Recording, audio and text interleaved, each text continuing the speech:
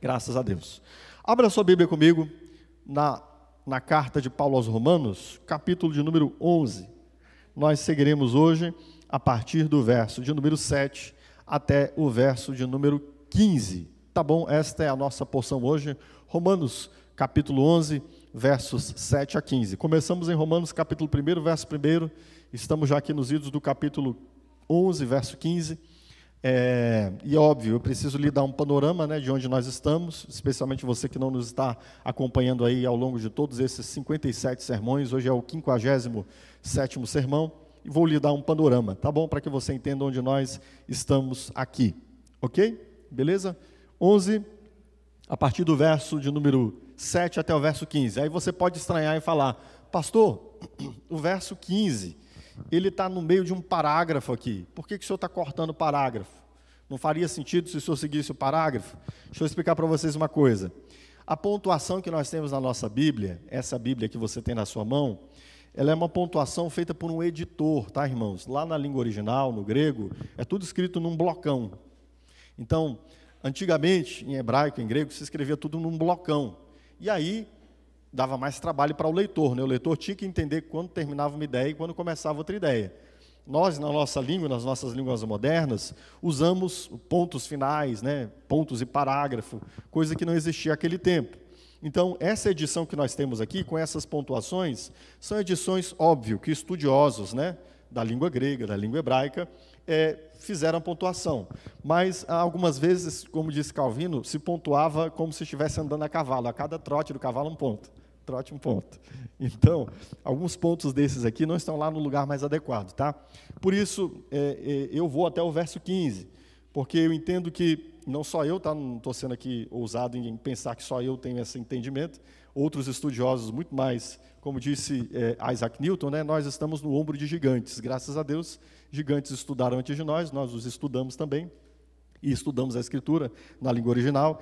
E na minha percepção, aqui, o verso 15, ele encerra uma linha de pensamento. Por isso, nós vamos do verso 7 ao 15, tá? Então, não estou desrespeitando a língua, porque estou indo direto ao grego e fazendo essa sessão aqui, neste lugar. E você vai entender, especialmente a partir nessa semana, ao final desse sermão, e na semana que vem, que esse verso 16, ele compõe os versos seguintes, até o verso 24, tá bom? Só para dizer aqui, pastor, não estou entendendo, o senhor está encerrando aqui no meio de um parágrafo. Tudo bem, irmão, esse parágrafo que não foi, eu diria, delimitado da melhor forma possível, tá bom? Detalhes aqui à parte, vamos ao texto, que é o que importa, né? Antes de lermos o texto, deixa eu lhe dizer uma coisa, vamos lá. Onde nós estamos aqui e para onde nós vamos hoje, ok? Queridos, nós estamos expondo a epístola de Paulo aos Romanos, toda ela. A minha intenção é que você conheça o Evangelho em profundidade, que você descubra que o Evangelho é tudo o que diz respeito à nossa percepção da realidade a partir de Deus.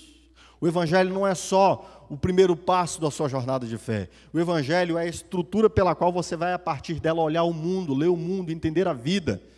E você, como cristão, precisa compreender o Evangelho em profundidade, até para que você tenha recurso para compartilhar o Evangelho. A gente só compartilha aquilo que a gente tem, e a gente só tem recursos de compartilhar à medida que nós o compreendemos em abundância. Por isso estamos estudando o Evangelho segundo Paulo na Epístola de Romanos. Qual é o assunto de Paulo em Romanos? O Evangelho. Por isso, o título dessa série de sermões é Transformados. O Evangelho vem essencialmente produzir em nós, provocar em nós, uma transformação que só Deus pode realizar. Nós vimos então do capítulo 1 ao 8, o Evangelho. Vimos que estávamos numa condição de perdição, vimos que Deus providenciou Ele mesmo um meio de salvar-nos, e vimos quais são as consequências dessa salvação sobre a nossa vida. Ok, irmãos? Foi isso que nós vimos até o final do capítulo 8. E quando encerra o capítulo 8, Paulo nos fala da segurança que essa salvação nos traz. Que nós agora estamos de tal modo ligados a Jesus que nada poderá nos separar do amor dele, do amor de Deus que está em Cristo Jesus. E aí encerramos então esse bloco que vai do capítulo 1 ao 8. Se eu não me engano, foram 49 sermões, do capítulo 1 ao 8, alguma coisa assim. Não estou equivocado, posso estar enganado aqui nas minhas contas. Depois olhe lá na nossa playlist.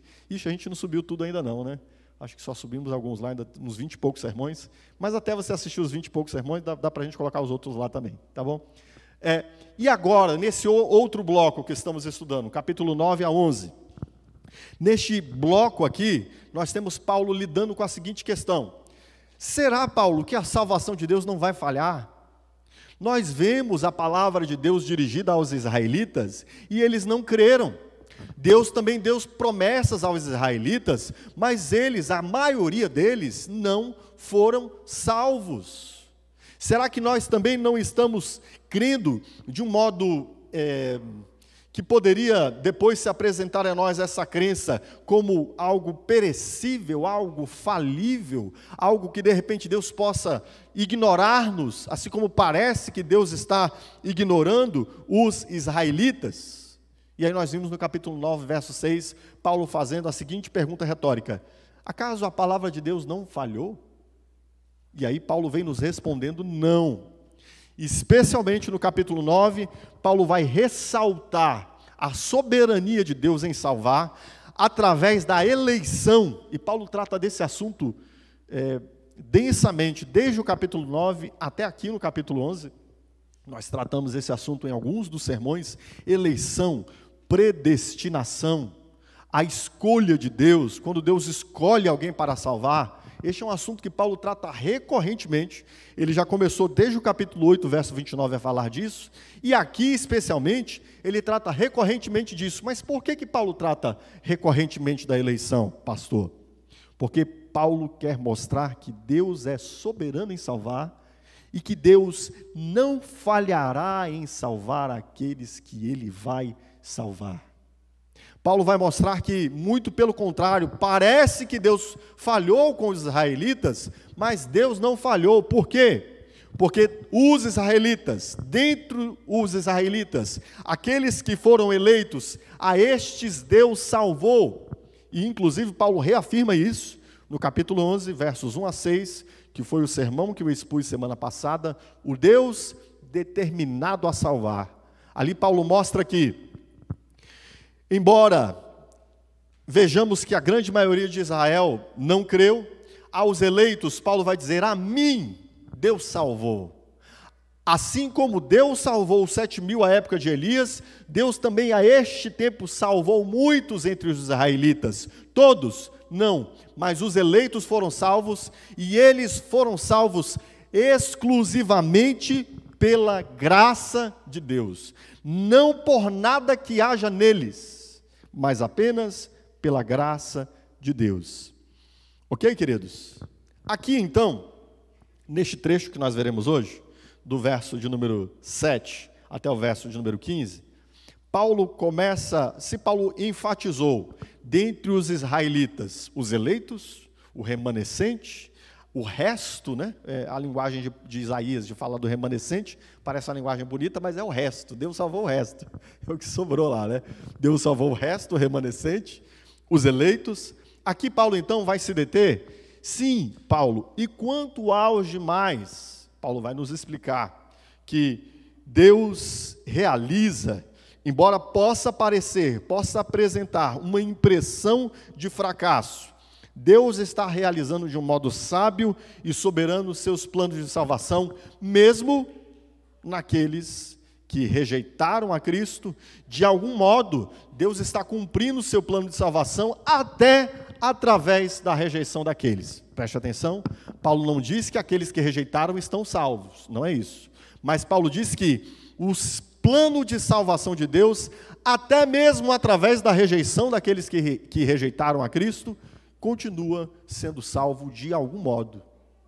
Não entendi, pastor. Eu espero que à medida que nós lermos e que eu expor aqui, você entenda melhor, tá bom? O assunto hoje, então, é o Deus sábio em salvar. Mesmo quando parece que Deus está fracassando em salvar, Deus está, na verdade, realizando de um modo sábio e soberano os seus planos de salvar. À luz disso, leiamos, portanto, capítulo de número 11, versos 7 a 15. Abra sua Bíblia comigo. E Paulo nos diz assim: O que dizer então? Israel não conseguiu aquilo que tanto buscava, mas os eleitos o obtiveram. Os demais foram endurecidos, como está escrito. Deus lhes deu um espírito de atordoamento, olhos para não ver, ouvidos para não ouvir, até o dia de hoje. E Davi diz que a mesa deles se transforma em laço e armadilha, pedra de tropeço e retribuição para eles. Escureçam-se os seus olhos, para que não consigam ver, e suas costas fiquem encurvadas para sempre. Novamente pergunto, acaso tropeçaram para que ficassem caídos? De maneira nenhuma. Ao contrário, por causa da transgressão deles, veio salvação para os gentios, para provocar ciúme em Israel. Mas se a transgressão deles significa riqueza para o mundo, e o seu fracasso riqueza para os gentios, quanto mais significará a sua plenitude? Estou falando a vocês, gentios, visto que sou apóstolo para os gentios, exalto o meu ministério, na esperança de que, de alguma forma, possa provocar ciúme em meu próprio povo e salvar alguns deles. Pois se a rejeição deles é a reconciliação do mundo, o que será a sua aceitação, se não a vida entre os mortos? Bom, vamos lá. Paulo começa aqui com uma pergunta. O que dizer então? Paulo está questionando. E o mais de Israel? E a grande maioria de Israel que rejeitou a Cristo. Sim, Paulo, você acabou de nos explicar, dos versos 1 a 6, que Deus promoveu a sua salvação nos eleitos, que você é um destes eleitos, que assim como Deus separou os 7.000 ao tempo de Elias, Deus agora também separou para si, Ele mesmo fez, e Ele trouxe para si, dentro de Israel, aqueles que deveriam ser salvos. Mas, e o mais, Paulo? E o demais de Israel? Paulo vai confirmar aqui, primeiro, que a eleição aconteceu, e ela fez que o propósito de Deus se cumpriu, mas depois ele se volta e vai dizer, sim, é verdade, a maioria dos israelitas não creu. Observe a ênfase de Paulo aqui, primeiro, quanto aos eleitos. Ele diz, no verso 7, que dizer então, Israel não conseguiu aquilo que tanto buscava, mas os eleitos o obtiveram. A maioria de Israel não creu, a grande maioria afastou-se de Deus, eles pecaram contra Deus, negaram a Cristo. Cristo foi para eles pedra de tropeço, mas os eleitos o obtiveram. Aqueles que Deus separou para si do meio de Israel, aqueles que Deus elegeu conforme vimos, estudando desde Romanos capítulo 8, 29, antes da fundação do mundo, segundo os seus próprios desígnios, estes obtiveram. E eu acho importante reenfatizar aqui que tudo que nós vimos da eleição até aqui nos mostra que a eleição é uma eleição por livre graça de Deus. Foi especialmente o que vimos semana passada. Quando Deus elege, Ele não elege porque Ele viu algo em nós de que fôssemos dignos de sua eleição, muito pelo contrário. O apóstolo Paulo enfatiza, e eu quero voltar com você nesse verso que lemos aqui semana passada. O apóstolo Paulo enfatiza que essa eleição é por livre graça. No verso 5 ele diz, assim hoje também é um remanescente escolhido ou eleito por graça. E se é por graça, já não é mais pelas obras. Se fosse, a graça já não seria graça. E Paulo então enfatiza aqui no verso de número 7, que os eleitos receberam, queridos, eles obtiveram a salvação, a justiça que vem de Deus, por livre graça, por eleição incondicional. Ou seja, Deus não estabelece para nós uma condição para nós sermos eleitos.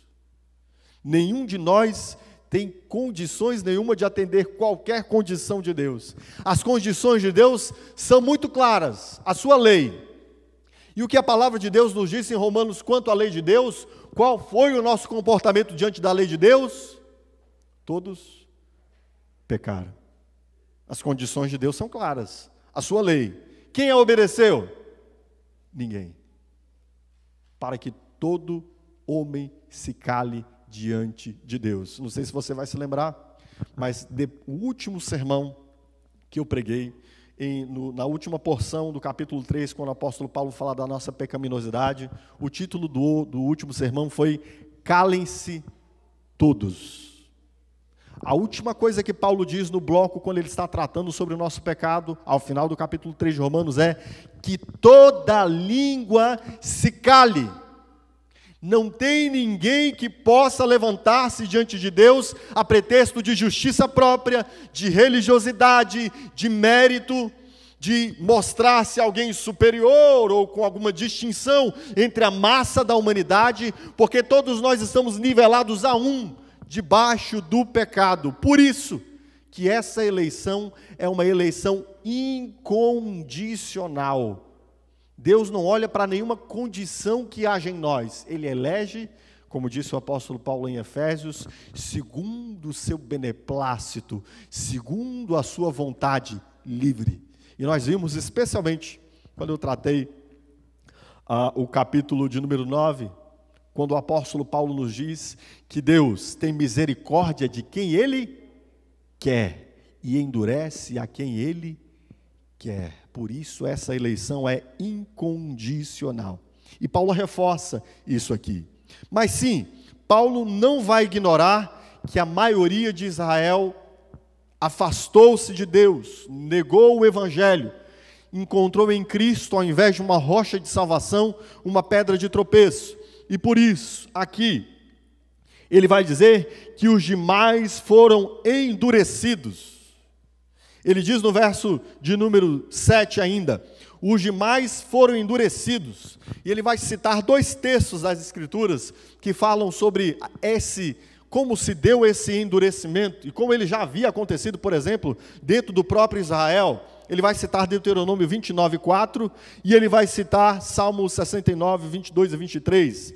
A primeira coisa importante aqui, é aquilo que Paulo já havia tratado antes, eu já havia exposto para vocês o que é essa dureza, quando o apóstolo Paulo diz que Deus tem misericórdia de quem quer, e Deus endurece a quem quer. Eu lhes expus lá, lhes expliquei lá, se não me engano, no sermão de número 51, isso, no sermão de número 51, eu expliquei lá o que Paulo está desenvolvendo, quando ele diz que Deus tem misericórdia de quem Ele quer, e endurece a quem Ele quer. Mas ele retoma esse assunto aqui, para falar de novo, aqui para nós, que existe 2 dimensões, existe a dimensão da ação livre de Deus, e existe a dimensão da responsabilidade humana. As 2 coisas estão atuando aqui ao mesmo tempo. E como eu já lhes disse anteriormente, este é um mistério, irmãos. Este é um mistério.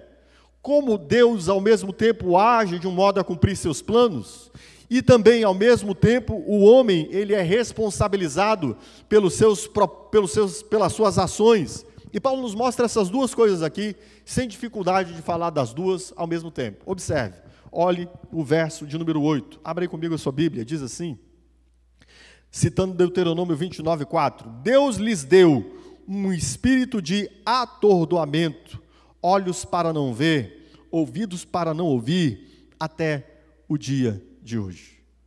Paulo não está negando, ele está dizendo que os israelitas, eles de fato não creram, eles não se renderam a Cristo, porque Deus lhes deu um espírito de atordoamento, olhos para não ver, ouvidos para não ouvir. E Paulo está citando Deuteronômio 29:4, que é Moisés dirigindo-se a Israel e dizendo, olha, Deus tirou vocês do Egito, vocês viram os sinais da mão poderosa de Deus, mas até hoje Deus não deu a vocês olhos para ver, e não deu a vocês ouvidos para ouvir, até hoje. Vocês continuam rebeldes, endurecidos contra Deus, embora tenham visto muitos sinais que Deus realizou no Egito. É o que Moisés está dizendo em Deuteronômio capítulo 29, verso 4. E é esta mesma palavra que Paulo utiliza para se referir aos israelitas que, ao seu tempo, não estavam crendo em Cristo. Paulo está dizendo o seguinte, Deus não está ignorando que essas pessoas não possam crer. Deus não está deixando de observar isso. Deus não está fracassando. Eles não creram é porque Deus fracassou. Não, não é isso que está acontecendo. Muito pelo contrário, essa é uma situação conhecida de Deus, e o próprio Deus está lidando de forma soberana com essa situação. E em seguida, ele cita Salmo de número 69, versos 22 e 23. Olha o que diz Salmo 69, 22 e 23, nessa citação de Paulo. E Davi diz que a mesa dele se transforma em laço e em armadilha, pedra de tropeço e o quê? Retribuição para eles. Escureçam-se os seus olhos para que não consigam ver e suas costas fiquem encurvadas para sempre. A ênfase aqui é na palavra retribuição. Paulo está nos mostrando aqui, nesse trecho, assim como ele nos mostrou no capítulo de número 10, que existe uma outra dimensão. Se existe uma dimensão da soberania divina, na qual Deus elege e chama a si aqueles que vai salvar, existe uma dimensão da responsabilidade humana. Aqueles que estão perecendo, eles estão perecendo por retribuição, diz o verso de número 9. Que seja para eles, a mesa deles se transforme em laço, em armadilha e pedra de tropeço, e o quê? Retribuição. Ou seja, vamos analisar essa imagem toda, né? Ele diz, a mesa deles se transforma em laço, armadilha e pedra de tropeço. Como assim a mesa, irmãos? O que é a mesa? A mesa é o lugar onde nós nos assentamos para nos alimentar. O nosso pão vem de Deus. A comunhão que temos à mesa vem de Deus. A família que ajuntamos à mesa vem de Deus. Essa imagem que o salmista está usando aqui é a seguinte, que até mesmo os dons de Deus sobre eles se transformem para eles em pedra de tropeço, em retribuição. Em retribuição pelo pecado, em retribuição pela rebeldia, em retribuição pela dureza de coração que eles têm mantido diante de Deus. Paulo está nos falando aqui de algo que realmente acontece com o homem. O homem, até as boas coisas de Deus, ele as transforma em pecado, dada a sua dureza, e a sua dureza faz com que cada vez mais se agrave essa condição de pecado. Foi o que vimos a partir do capítulo 1, verso 18 de Romanos, o quê? Que os homens, tendo ouvido a Deus, não consideraram Deus como Deus, pelo contrário, eles negaram a Deus e tentaram abafar a voz da verdade. E neste sentido, até mesmo o bem de Deus para eles se tornou mal, perverso. Eles perverteram os dons de Deus. E Paulo, inclusive, vai nos mostrar que a própria sexualidade, um dom de Deus para nós, um dom que nos dá comunhão, intimidade, prazer, alegria, um dom que nos dá posteridade, filhos, a herança dos filhos. Os homens perverteram esse dom de Deus e o transformaram na homossexualidade. Percebe isso?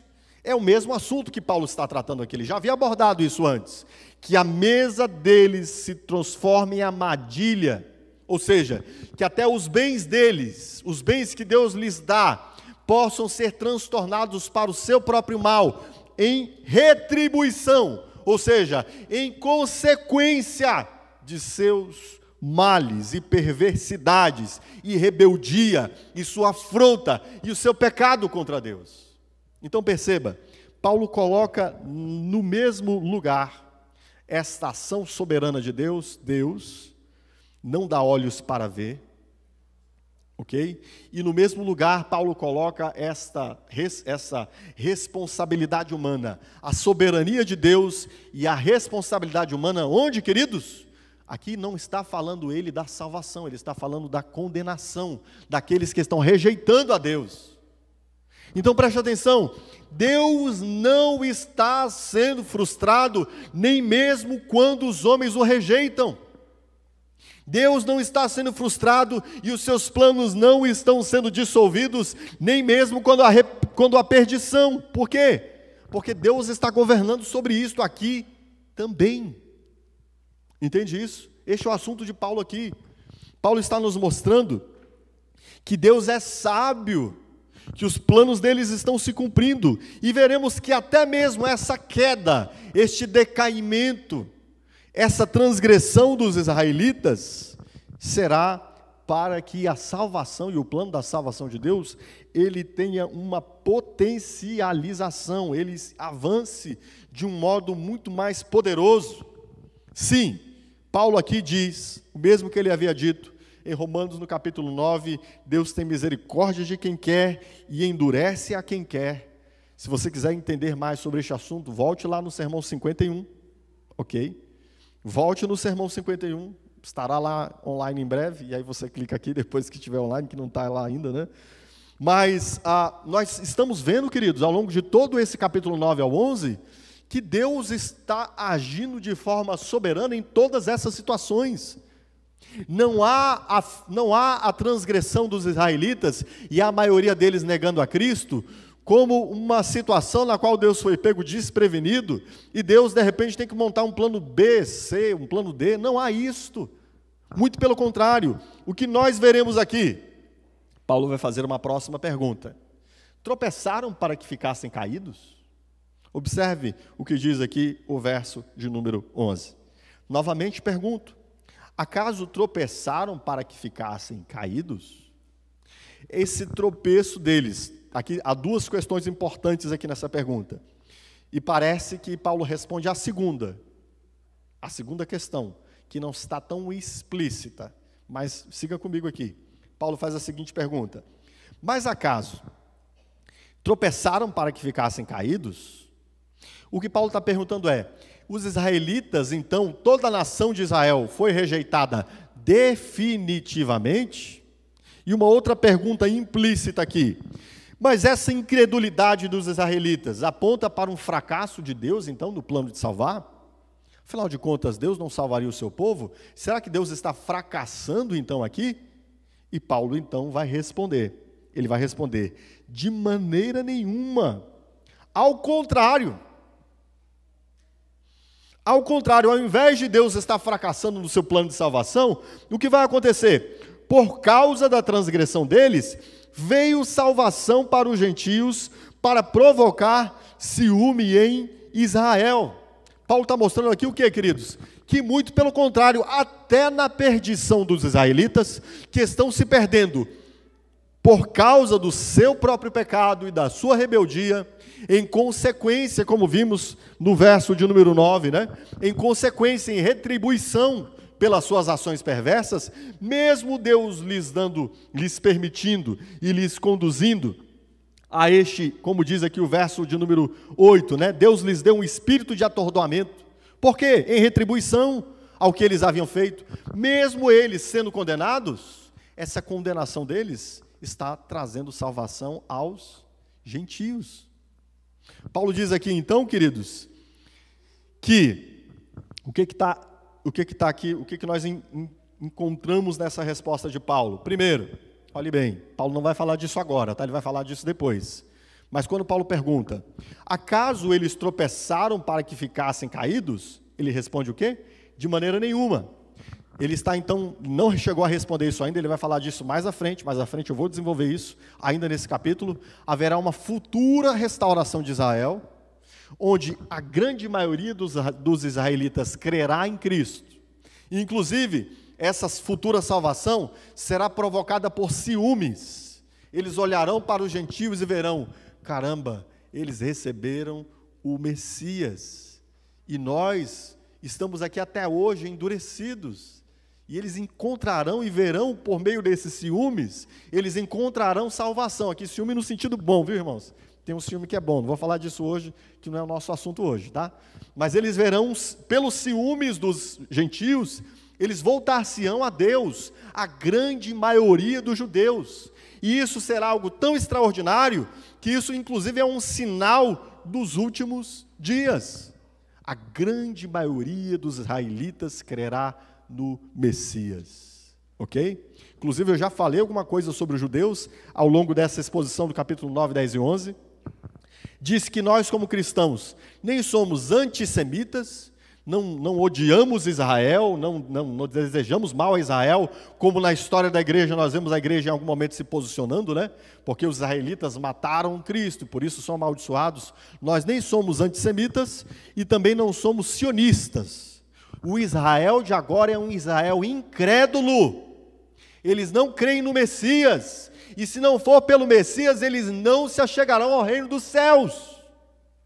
Entendeu? Nós não somos pró-Israel em qualquer situação, não, porque a Escritura nos mostra que eles estão em incredulidade, mas haverá um dia em que todo Israel, a grande maioria, olhará para a igreja e vai ter ciúmes e dizer: caramba, o Messias realmente veio, e eles crerão. Mas não é nosso assunto hoje, é o penúltimo bloco do capítulo 11, tá? Então, que ênfase eu quero dar hoje aqui? Eu quero dar ênfase a este desígnio que Paulo ressalta aqui. Que desígnio, queridos? Observe bem. Não há um fracasso nos planos de Deus, pelo contrário, há uma sabedoria de Deus em entretecer todos esses acontecimentos. Deus permite que todos esses acontecimentos redundem, eles promovam a salvação dos gentios. Olha o que nos diz aqui o verso de número 11, a metade para frente. Ao contrário, por causa da transgressão deles, veio a salvação para os gentios. Percebe que Deus não está falhando em seus planos? Percebe que essas coisas não estão acontecendo sem que Deus esteja as conduzindo detalhada e articuladamente? Deus é soberano na salvação na história, queridos. Deus é soberano na salvação de todos os homens que Ele vai salvar. Essa rejeição foi uma rejeição que estava nos desígnios de Deus. Já lhes mostrei que o próprio Senhor Jesus Cristo havia dito muitas vezes que isso aconteceria. Com que finalidade? Para a salvação dos gentios. O verso 12 diz que a transgressão deles, olha que coisa curiosa, queridos. Olha o que o texto bíblico diz. Olha a que ponto Deus está governando o universo. A transgressão deles, olha o que diz o verso 12. A transgressão deles significa riqueza para o mundo. O pecado deles em negar a Cristo é o quê? Riqueza para o mundo. Cabe isso na sua cabeça? O pecado dos israelitas é riqueza para o mundo. O que Paulo está nos dizendo aqui? Deixa eu lhe dizer uma coisa, grave isso aí no seu coração. Deus tem tal governo sobre o universo, que até mesmo os pecados dos homens contribuirão para a realização dos seus santos propósitos e a manifestação do fim último, que é a sua glória. Até os pecados dos homens contribuirão para a realização dos santos planos e propósitos de Deus. Este é o Deus de que Paulo está falando. A transgressão de Israel é riqueza e salvação para os gentios, e Deus não está alheio a isso. Ele, diz o verso de número 7 e 8, Ele mesmo não lhes permitiu que vissem. Diz o verso de número 10, verso 8, que é uma retribuição pelos seus pecados, mas nisso tudo, Deus está governando soberanamente, queridos. Entende isso? A transgressão de Israel não está acontecendo fora do governo soberano de Deus, e eles não são responsáveis pelos seus pecados? São responsáveis, cada um deles. Isso não justifica o pecado de ninguém, certo, queridos? Inclusive, lá também no verso 51, quando alguém ousou, inclusive o título, sermão 51, perdão, lá no sermão 51, nós temos algumas perguntas ousadas, o título do sermão é Perguntas ousadas e respostas contundentes a mentes inquietas. Lá nós temos algumas pessoas dizendo assim: tá, Paulo, mas se Deus então tem misericórdia de quem Ele quer, e Ele endurece a quem Ele quer, então logo Deus é engrandecido na nossa condenação. Se Deus é glorificado na nossa condenação, então você não acha aí que Deus está sendo leviano? O que Paulo vai responder a eles? Não vou dar resposta. Você devia se preocupar com o seu pecado. Você está sendo endurecido por causa do seu pecado. Não é você que coloca Deus no banco dos réus, é Deus que coloca você no banco dos réus. E quando Deus coloca você nos bancos dos réus, entenda que você está lá porque você merece. Ainda que Deus, por ser soberano sobre todas as coisas, consiga fazer que até mesmo o seu pecado incorra na glória dele, isso não quer dizer que você não seja responsável pelo seu pecado. Você é. E aqui, Paulo está mais uma vez falando desta dimensão. Que dimensão, queridos? Até mesmo a transgressão. E eu quero que você olhe por essa perspectiva macro, tá? Da história da salvação. Até mesmo a transgressão dos israelitas. Ela está de um tal modo sobre o controle de Deus, que ela acontece para a salvação dos gentios. Irmãos, se os israelitas não houvessem se endurecido, nós não estaríamos em Cristo hoje. Entende isso? Aí você fala, pastor, essa linguagem é muito estranha para mim. Abra sua Bíblia comigo em Atos capítulo 4, verso 27 e verso 28. Qual foi o maior pecado que todos os homens já cometeram? Qual foi a maior transgressão que já se viu debaixo do sol? Qual foi o pecado que poderia ser considerado o pecado sem misericórdia, e que Cristo não considerou assim? Foi a crucificação do Filho de Deus. Não há pecado maior que o cometido por Herodes, não há pecado maior do que o que foi cometido por Pilatos, não há pecado maior do que o que foi cometido pelos judeus, os membros do Sinédrio, não há pecado maior do que o pecado da multidão que gritou a Cristo crucifica, não há pecado maior do que o pecado dos soldados que estavam ao lado e ali feriram Jesus, chicotearam Jesus, levantaram Jesus no madeiro, e nós estávamos juntos com ele, não se engane disso. E o que Paulo diz, e o que o texto de Atos dos Apóstolos nos diz, no capítulo 4, versos 27 e 28, sobre este acontecimento, o texto nos diz assim: de fato, Herodes e Pôncio Pilatos reuniram-se com os gentios e com o povo de Israel nessa cidade. Para quê? Para conspirar contra o teu santo servo, Jesus, a quem ungiste. A palavra de Deus está dizendo que sim, Pilatos é responsável, sim, não adiantou nada ele ter lavado as suas mãos. A palavra de Deus está dizendo que Herodes é responsável, sim. Os gentios, os soldados gentios são responsáveis, sim. Que os judeus que conspiraram também são responsáveis, sim. Mas o que diz o verso 28? Fizeram o que o teu poder e a tua vontade havia decidido de antemão que acontecesse. Percebe? A transgressão deles, de Herodes, de Pilatos, dos gentios, os soldados, a transgressão dos judeus, é pecado sim, mas a transgressão deles permitiu que o nosso Cristo fosse crucificado, e isso nos deu salvação. Isso fez que se cumprisse a vontade que Deus havia decidido de antemão que acontecesse. É nesse mesmo sentido que nós vemos o apóstolo Paulo nos dizer aqui, então no capítulo 11, que a transgressão dos judeus, ela redundou no quê, queridos? Na salvação dos gentios. Vemos isso no exemplo da história de José.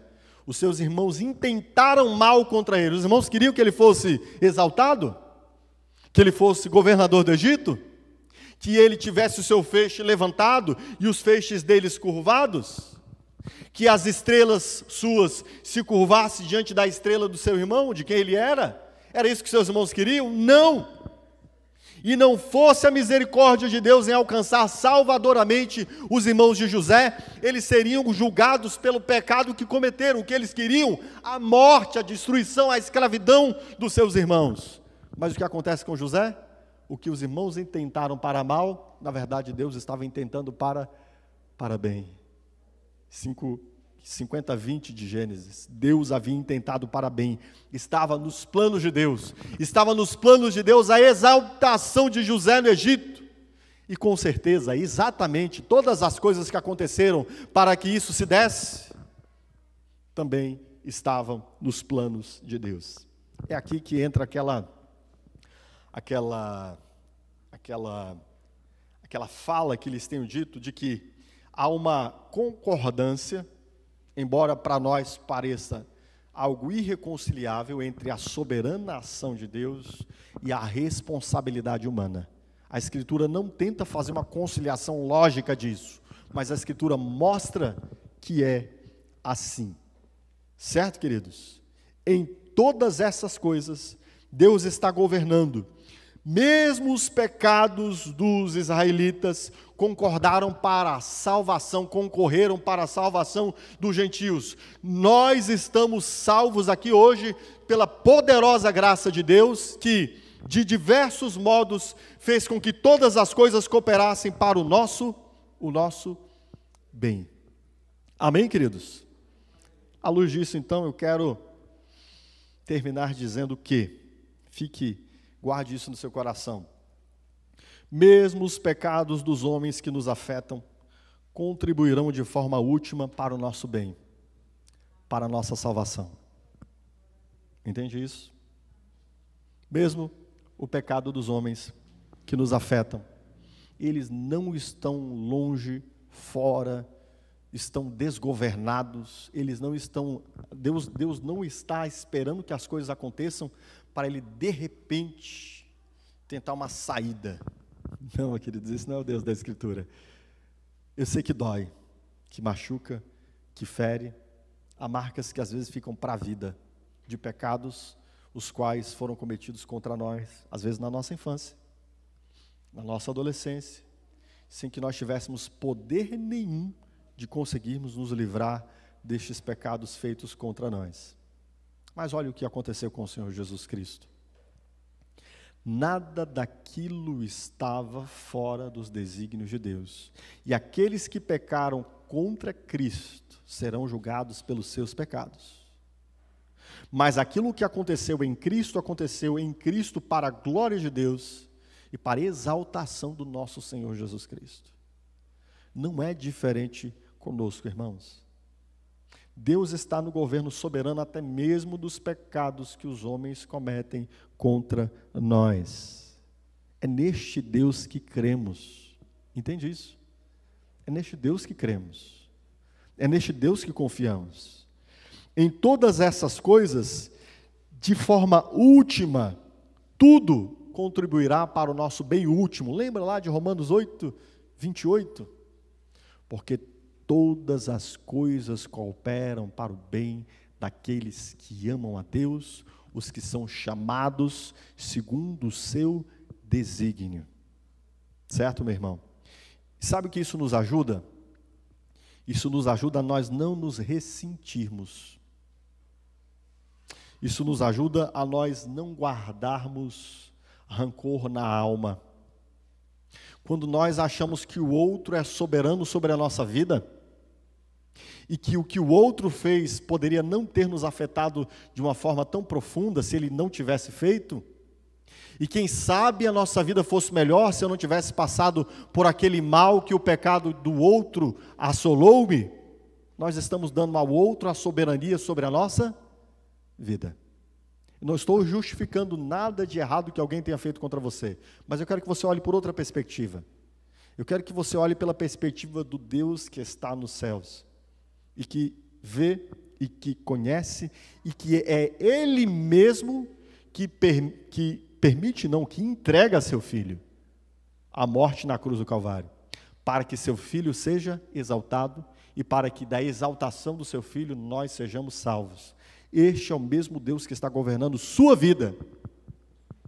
E eu não sei há quanto tempo você guarda ressentimento pelo pecado que pode ser o mais grave dos possíveis, alguém tenha cometido contra você, mas deixa eu te dizer uma coisa, até mesmo ali, Deus não estava alheio, e mesmo nessa circunstância absurda, há um modo de Deus fazer que isto tenha acontecido, de tal maneira que essa coisa concorrerá de forma última para seu bem, e para o bem daqueles que estão perto de você, que colherão frutos disso. Não é assim? Nós não vemos que pessoas que passaram por dores terríveis, é que têm condições de dar suporte, auxílio e apoio a outros que passam pela mesma dor? Então entenda, meu irmão, por favor, mesmo os pecados dos homens que nos afetam, contribuirão de forma última para o nosso bem, para a nossa salvação. Amém? Amém, queridos? Em todas as coisas, Deus está entretecendo uma tapeçaria, cujo fim é a sua glória e a salvação dos eleitos. Em todas as coisas. Não ignore, olha o que nós vemos nesse texto. Até mesmo o decaimento dos israelitas, o pecado deles, até mesmo a rejeição deles a Cristo, tem uma finalidade, que é a salvação do seu povo. Vemos então, queridos, que Deus está conduzindo tudo, não há nada que fuja ao seu controle, não há 1 centímetro quadrado do universo que esteja fora do governo soberano de Deus. Não há um átomo, não há uma partícula, não há um pensamento que esteja fora desse governo soberano de Deus. E aí nós estamos vivendo um tempo de pandemia, né? E eu me recordo que no início dessa pandemia, eu recebi uma mensagem no WhatsApp, né? Uma brincadeira, um colega que já tinha sido cristão mandou uma brincadeira, uma imagem do diabo, e o diabo dizendo assim, olha, vamos levar as coisas mais eu não lembro exatamente do texto, né? Mas era mais ou menos assim, uma imagem do diabo e o diabo dizendo assim, olha, vamos analisar as coisas justamente, praga não é coisa do diabo, é coisa de Deus. O que essa imagenzinha está nos dizendo ali? De uma forma, embora seja o diabo falando ali, né? Nessa imagem, essa mensagem está nos dizendo que é Deus quem governa esse momento de pandemia que estamos vivendo. Tem uma frase muito forte de Martinho Lutero, quando ele diz que o diabo é o cachorro de Deus. Está amarrado na corda, ele só vai até onde Deus deixa. Lembra de quando ele pede permissão a Deus para ir em direção a Jó? De quando ele pede permissão a Deus para confrontar Pedro? E Deus deixa. Para quê? Para o bem de Pedro. Para que Pedro seja provado, ele encontre a sua fraqueza, se arrependa, se converta e depois se torne o líder de seus irmãos. Olha que Deus extraordinário, queridos. Deus está governando as tentações que o seu servo está passando. E sabe mesmo que seu servo cairá. O Senhor Jesus disse para Pedro, quando você se arrepender, quando você se converter, fortalece seus irmãos. Ou seja, Deus sabia que Pedro não aguentaria aquela barra. O Senhor Jesus sabia que Pedro falharia, que ele o negaria. Quem disse para ele que ele o negaria 3 vezes? Jesus. Mesmo nessas circunstâncias todas, queridos, no meio dessa pandemia, não se engane. Deus é Deus que está governando esta praga. É uma praga? É. É uma maldição? Também. E não se esqueçam, maldições vêm de quem? Dos bruxos? Das fadas? De passar debaixo da escada? De encontrar um gato preto? Maldições vêm de Deus. É Deus quem amaldiçoa, é Deus quem abençoa, o que diz a sua palavra. O homem está debaixo de uma condição de maldição por causa do seu pecado. É para que nós reconheçamos o nosso estado de pecado, que as maldições de Deus vêm sobre nós, sobre os homens. É para que nós identifiquemos que a vida não é um parque de diversões, que muito pelo contrário, a morte está muito mais à porta do que você imagina, e se Deus não lhe houvesse poupado muitas vezes, você já teria morrido. As maldições vêm, as enfermidades vêm, as doenças vêm, exatamente para que nós reconheçamos o nosso estado de pecado, olhemos para Deus e possamos nos voltar àquele que se fez maldição no nosso lugar, para que nós deixemos de estar debaixo de maldição e recebamos a bênção que vem de Cristo. Entende? Ele se fez maldição para que nós nos tornássemos a bênção, vivêssemos a bênção de Deus. A maldição e a bênção são os dois opostos dessa dimensão da disposição de Deus para com o homem. A maldição vem em razão dos pecados dos homens. O Senhor Deus disse, maldita seja a terra por causa do seu pecado. Você agora vai trabalhar e você vai, do seu suor, do seu rosto, consumir o que a terra tem para te dar. Tem algumas dimensões da vida que são profundamente marcadas pela maldição, esse estado de decaimento do homem diante de Deus. E não se engane, essa pandemia é uma parábola, é uma acentuação, é Deus jogando tinta na condição da nossa pecaminosidade e de maldição diante dele, para que nós reconheçamos onde estamos, quem somos, que necessitamos de salvação, mais do que saúde, mais do que uma vacina, mais do que termos todo o dinheiro desse mundo. Temos visto aí atores com 40 anos de idade, com todos os recursos da medicina à sua disposição, aparentemente poderosamente saudáveis, morrendo, para nos mostrar que o que nós precisamos, o que nós mais dependemos, não são de recursos financeiros. Isso não nos blindará, não é de saúde. A saúde, ela é como uma linha, um fio, que se rompe num segundo apenas. Você está completamente saudável, e lhe é acometido um acidente, e de repente a vida se vai. Por isso, aqui, a ênfase é, perceba isso, em todas essas coisas, até mesmo nessa pandemia, Deus está entretecendo uma tapeçaria cujo fim é a sua glória e a salvação dos eleitos. Deus está fazendo isso. Deus está chamando através dessa pandemia, Deus está trazendo para si, Deus está nos despertando, chamando os homens, mostrando aos homens, voltem-se a Deus. E que você discirna, nesse momento que nós estamos vivendo, que não há aqui, queridos, acontecimentos aleatórios. Eu tenho acompanhado famílias de pessoas que perderam pais, que perderam mães, que perderam irmãos, famílias de pessoas bem próximas de mim, inclusive, que eu poderia considerar como irmão quem faleceu. E quando nós olhamos para estes irmãos que estão olhando para a Escritura, vemos que apesar do abatimento há uma confiança. É o Senhor que esteve governando a morte do meu irmão, da minha mãe, do meu pai. Eu creio nisso. A gente chora? Claro. É a nossa condição humana. Lamentaremos, choraremos, prantearemos. Eu ainda tenho chorado por amigos que tenho perdido. Mas sabe de uma coisa? Eu só os perdi por um tempo. Eu só os perdi de vista. Eu só os perdi por agora. Porque eu sei que eles amavam a Cristo Jesus. E eu os verei. E de um modo, como eles viveram, como eles morreram, inclusive, eles glorificaram a Deus. Deus foi glorificado. O Senhor foi exaltado na morte desses meus amigos e irmãos. E eu os verei. Então, fique tranquilo. No meio dessa tempestade, Deus está no governo. Confie nele. Deixe de desespero.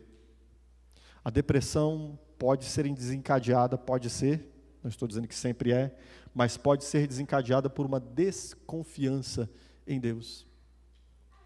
Quanto mais você está próximo do seu Senhor, quanto mais você conhece o seu Senhor, mais você terá condições de entender que no meio desse vendaval, da tribulação, das perseguições, das angústias, das aflições, Deus está governando, irmão. Deus está governando, Ele é Senhor. Ele não deixou de ser Senhor quando seu filho estava sendo crucificado, pelo contrário, ali estava se cumprindo ponto a ponto, vírgula a vírgula, cada um dos seus desígnios. Amém? E a última palavra que eu tenho a dirigir a você nessa noite, à luz disso que vimos nesse texto, é o seguinte: muitas vezes nós como cristãos nos responsabilizamos pela morte que nós presumimos em condenação de pessoas que nós amamos. Vou repetir, muitas vezes nós como cristãos nos responsabilizamos pela morte que nós imaginamos ser em condenação das pessoas que nós amamos, tá? Isso não acontece? Talvez nunca tenha acontecido com você, mas talvez possa vir ter acontecido com você, talvez esteja acontecendo com você, e nós nos sentimos mal, pesados, nós nos sentimos responsáveis, porque nós deveríamos ter salvo essas pessoas, nós deveríamos ter trazido elas a Cristo, enfim. Eu vou dizer que existe uma medida em que esse sentimento é bom, porque ele nos desperta a nós sermos cristãos que compartilhem a nossa fé, mas tem uma outra medida aqui em que ela é perversa. É uma medida em que você atrai sobre si uma soberania que não é sua. Eu já aconselhei, já lidei em gabinete com irmãos que tinham um profundo pesar e até mesmo medo de sua própria salvação, porque consideraram que familiares que eles perderam, que não haviam alcançado, que Cristo não os havia, ele entendia que Cristo não havia alcançado essas pessoas, né? Ele entendia que era sua responsabilidade, sua culpa, por essa pessoa não ter salvo. Isso é tão grave que temos a história de uma igreja norte-americana, de um pastor norte-americano, não vou dizer o nome do pastor, não faz sentido dizer isso aqui agora, mas inclusive tem até um filme no Netflix, tá? Depois você pesquisa lá, você vai achar esse filme que conta essa história. Um pastor que entendeu que o seu tio havia falecido e era culpa dele, e para justificar-se, ele acabou criando uma teologia da salvação de todo mundo, que todo mundo vai ser salvo. Então o camarada sai de uma compreensão de que ele sai de uma situação onde ele está sentindo pesar porque não compartilhou o evangelho como deveria. Sim, isso nós devemos sentir pesar por isso mesmo, e hoje, enquanto nossos familiares estão vivos, né? Quando eles morrerem não, certo? Mas existe uma outra dimensão onde nós queremos assumir um lugar soberano dessa salvação. Se eu não tivesse feito, se eu tivesse falado, se eu tivesse compartilhado, meu familiar, meu irmão, meu pai, minha mãe teria sido salvo. Aí deixa eu te perguntar uma coisa, você acha que Deus não só tem você? Você é o exclusivão? Você é o instrumento da salvação de Deus? Você lembra do que Deus fez quando o eunuco estava indo no caminho de Jerusalém? Ele fez deslocar o seu servo para ir atrás daquele camarada para pregar para ele. Aquele cara, ele tinha lá o rabino dele, lá na cidade onde ele morava. Ele era um homem temente a Deus, frequentava a sinagoga, ele tinha o rabino dele, tinha os mestres dele. Mas Deus quis deslocar alguém de outro lugar do mundo para ir atrás dele e encontrá-lo no meio do caminho. Meu irmão, quando Deus quer salvar, Ele faz isso do jeito que Ele quer, de qualquer jeito. Uma outra coisa importante, nenhum de nós tem condições de fazer juízo sobre a morte de ninguém. Diante de Deus, o que precisa para o homem ser salvo? Uma confissão. Basta. Não está baseado na história da pessoa, na vida. Olha o ladrão ao lado de Jesus na cruz. Bastou para ele o quê, queridos? Uma confissão. Quem tem ciência dos mistérios da morte das pessoas? Quem sabe o que aconteceu nos seus últimos momentos? A maioria de nós não tem condições de saber da maioria das mortes que acontecem, o que se deu ali naqueles últimos momentos entre o homem e Deus. Entende? As situações é que dá para saber, mas na maioria das vezes não dá. E mesmo que essa pessoa tenha morrido impenitente, não se engane, você não foi a única pessoa. Houve muitas outras pessoas às quais Deus enviou, de muitos modos e diversas maneiras, para testificar de quem Ele é. A própria consciência, diz-nos o apóstolo Paulo em Romanos capítulo 1, a partir do verso 18, é uma poderosa ferramenta para Deus revelar-se ao homem. Então, deixa eu dizer uma coisa, deixe o complexo de Messias. Você não salva ninguém. Você não é soberano sobre a história de ninguém. A missão da igreja é pregar o evangelho. Quem salva é Deus pelo seu Espírito. Você não tem consciência, ou melhor, você não tem entendimento, ou compreensão, ou discernimento daquilo que acontece no momento da morte daqueles que você até conhecia, com eles até convivia, mas você não sabe que recursos essa pessoa tem ou não. Pode ter sido salvo ou não. E você não será, deixa eu lhe dizer uma coisa, você não terá falhado na salvação dessa pessoa. Por quê? Porque quando Deus quiser salvar, se você não disser, as pedras clamarão. Entende isso? E Deus faz isso para a glória dele. Ele é Deus. Entende isso? Então, olhe para o que aconteceu a Israel. Paulo nos mostra que o que aconteceu a Israel é um testemunho de que Deus não estava fora do governo dessa situação. Sim, se arrependa. Se arrependa por não proclamar o evangelho. Se arrependa por não testificar do amor de Deus. Mas entenda uma coisa, não, você não é o último, você não é o responsável pela salvação. O responsável pela salvação é Deus.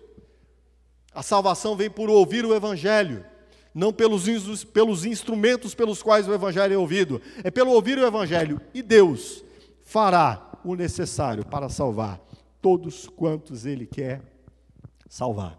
Amém? Deus é sábio em salvar.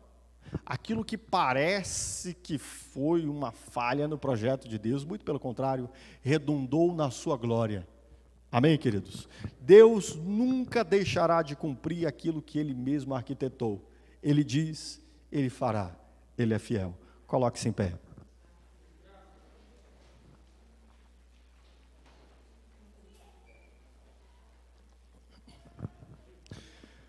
Paulo vai se desdobrar em palavras de gratidão, de adoração diante de Deus, depois, no final desse capítulo 11. E um dos motivos pelos quais Paulo vai adorar a Deus é pelo que ele vai dizer: ó profundidade das riquezas, da sabedoria e do conhecimento de Deus.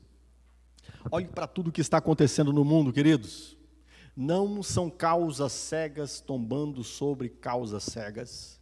Até mesmo no pecado dos ímpios, Deus está fazendo com que a sua vontade seja realizada, sem que o ímpio deixe de ser responsabilizado pelos seus pecados. Esse Deus é extraordinário, está governando o mundo, amém? Ele governa a sua vida. Os pecados que os homens cometeram contra você, não se engane, não estão longe desse governo soberano de Deus. Ele de um modo permitiu que isso acontecesse, para que de uma certa forma sua glória se manifeste em você. Não sei de que maneira, mas sei que é para isso. Amém? Curve sua cabeça. Senhor, para nós é um desafio compreendermos como o Senhor governa todas as coisas, e na verdade eu diria um desafio ao qual nós nunca conseguiremos chegar a cabo, realizá-lo, concluí-lo, porque nossa mente não abarca, nossa mente não abraça todos os teus atos soberanos na história e no tempo. Nada acontece senão sob o teu governo. O Senhor é Deus em cima nos céus, embaixo na terra. A tua palavra nos fala disso de uma forma tão simples de entendermos, até mesmo os fios de cabelo da nossa cabeça estão contados. Até mesmo um pássaro que cai numa floresta longínqua, deste pássaro é o Senhor mesmo que lhe tirou a vida. Nós queremos olhar para a tua palavra e reconhecer que o Senhor é um Deus soberano. O Senhor é um Deus soberano na salvação. O Senhor alcançará todos quantos o Senhor quer alcançar para a salvação. Mesmo nas transgressões dos homens, o Senhor está conduzindo essas coisas para a sua própria glória e para o cumprimento dos seus planos. Ó, profundidade das riquezas, da sabedoria e do conhecimento de Deus. São insondáveis, Senhor, os teus conhecimentos, inescrutáveis os teus caminhos. Nós não conseguiríamos entabular, escrever e poder conciliar causas e efeitos de cada uma das coisas que acontecem conosco. Mas nós queremos nos render aqui e hoje. Queremos render a nossa vida aqui e hoje, reconhecendo que o Senhor é soberano. Eu te peço, ajuda os teus servos a lançarem fora rancores, mágoas, de pecados que eles sofreram, daqueles que lhes maltrataram. Que os teus servos enxerguem e entendam que o Senhor é Deus, que mesmo nessas circunstâncias, o Senhor permitiu que essas coisas acontecessem para o bem dos teus filhos. Que os teus servos reconheçam que o Senhor é um Deus soberano, que o Senhor estava cuidando deles até mesmo nessas situações. Que nós possamos daqui sair hoje também lançando fora, Senhor, toda a culpa que nós tenhamos acumulado por causa de pessoas que nós perdemos, pessoas que nós amávamos, e nós nos culpamos disso. Que nós sabamos que o Senhor é um Deus que não deixará que nenhum daqueles a quem o Senhor quer salvar, que a eles venha a tua palavra de qualquer modo que o Senhor queira fazer. O Senhor salva e os seus planos não se frustram. Que nós possamos nos render diante de Ti, confiar em Ti, lançar-nos diante de Ti e saber que o Senhor é um Deus acima dos céus e embaixo na terra. É o que eu te peço, em nome de Jesus. Amém, queridos? Aplauda, Senhor. Deus te abençoe.